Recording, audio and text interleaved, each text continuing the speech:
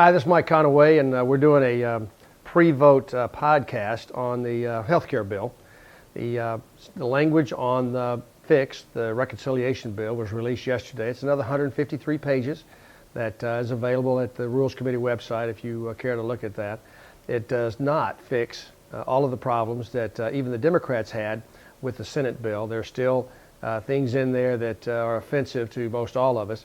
But it is not, and it won't. And the fixes there certainly won't have the effect of having any Republicans vote for this bill. As you look at the mechanics that's going to happen over the next 72 hours, in all likelihood there'll be a vote on the House floor during that time frame. The House members, Democrat House members, who decide to vote for this, do so with the clear understanding that they are adopting or enacting the Senate version. The Senate version as is includes the Cornhusker kickback, the Louisiana Purchase, the Gator bait, the Union SOP that was put in order to get the 59 senators, all Democrats, to vote for that on Christmas Eve. That bill will become law.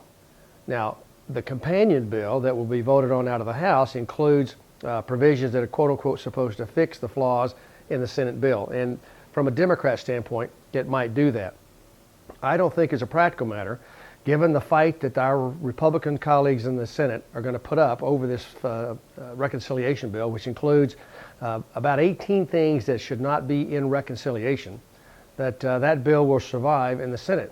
I can envision 4, 5, 6 weeks from now, Harry Reid simply throwing up his hands, telling the world that the Republicans are just too tough and they can't pass the reconciliation bill, which then means that the Senate version becomes the law of the land. It'll be signed by the president. So when you see the bill come out of the House, each of those 216 or 17 Democrats know that they are in effect adopting the Senate version, and in all likelihood that's the version that will be enacted into law and that future generations will be having to deal with and cope with.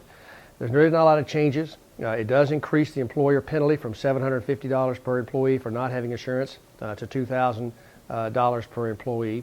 It extends the date in which the Cadillac tax on Cadillac health insurance policies goes into effect from 2013 to 2018. It raises that limit to about $27,000 per family. That's a sop to the unions who enjoy those products. It still has the $500 billion, half $1 trillion in cuts to Medicare. It still has even higher tax increases. It raises the payroll tax on dividends and unearned income from 0 to 3.8%, and those tax increases are in this in the fixed bill. So, all in all, it's not a good policy. Over and over, through every town hall meeting, every telephone town hall meeting, every conversation I've had, except a handful, people in West Texas and District 11, Central Texas, want us to scrap this deal and start over. Nobody wants to quit, and that argument is false. We still want to deal with things like tort reform, like pre-existing conditions, like buying insurance across state lines, like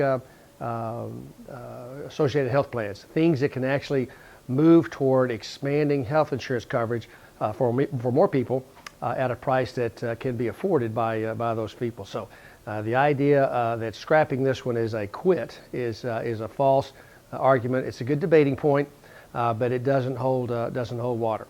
So stay tuned to the processes over the next 72 hours. You'll see the Rules Committee come out and bring a rule that might allow a fig leaf of an excuse that they didn't vote for the Senate bill, but you and I both know that they have. And so adopting the rule will have passed the Senate bill, and there's really no hiding from that. They can try to that, but you are smarter than that. The American people are smarter than that, and they're going to have to stand by those decisions. The issue is still in the breach. There are not yet 217, 216 Democrats who are going to vote for this. So keep up your efforts at communicating with friends who live in other congressional districts that they are communicating with their members of Congress, because there are folks still trying to decide whether they're going to vote yes or no on this bill. And it's important that we all stay in the fight together. One other thing real quickly, we did a telephone town hall the other night. The email that we sent out to the folks who are on the Conaway Chronicle had the wrong code number in that. We apologize for that. I have thrashed mightily the person who was responsible for the typo, but in all seriousness, we apologize for that. It was on the website, so a few folks were able to double back on the website and get that right code. We'll continue to have those telephone town hall meetings because they're important ways to communicate.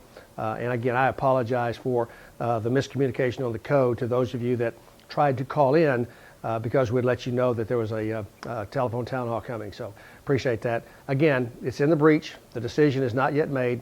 So continue to pray for our country. Continue to pray for the wisdom of the folks making these decisions, that they make the right decision for our country. God bless each one of you. God bless Texas, and God bless this great country. Thanks.